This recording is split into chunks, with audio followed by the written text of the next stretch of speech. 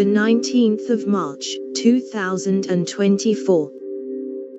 How to fix the housing crisis. Let's start with this de facto tax on divorce. In the midst of a crisis, we should pull all the available levers.